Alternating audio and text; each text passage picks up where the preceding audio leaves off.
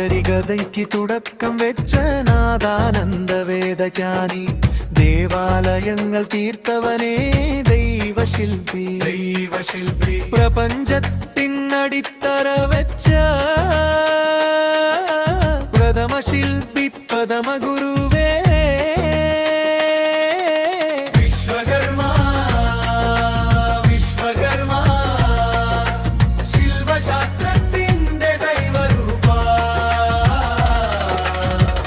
ഹസ്തം തെളിമയാക്കി ലോകം തീർത്ത മഹാത്മനെ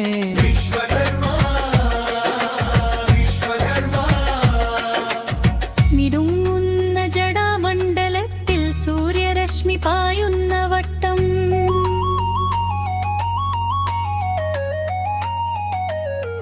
മുദ്രാശോഭ ഉയരുന്ന കയ്യിൽ വിദ്യാധരരുടെ വജ്രശില്പം, തപസ്സിന്റെ തീജ്വാലയിൽ നിന്നു തെളിഞ്ഞു വന്ന ദിവ്യ സ്വരൂപം, ദർശനദായക ഭാസ്വരത്വം. മരത്തിൽ ജീവൻ തീർക്കുന്ന ആശാരിയുടെ അനുഗ്രഹ കൈകളെ, ലോഹത്തിൻ രൂപം നൽകിയ കൊല്ലന്റെ പുണ്യ കൈകളെ, സ്വർണ്ണത്തിൽ സൂര്യൻ ചായം തട്ടാൻ വർണ്ണമിടുമ്പോൾ മൂശാരിശിലൽ ദൈവരൂപം കണ്ടു ദേവൻ പ്രത്യക്ഷമാവുന്നു.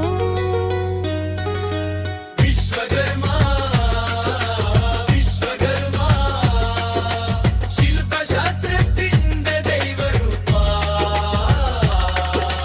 വിശ്വകർമ്മ വിശ്വകർമ്മ വിശ്വകർമ്മ.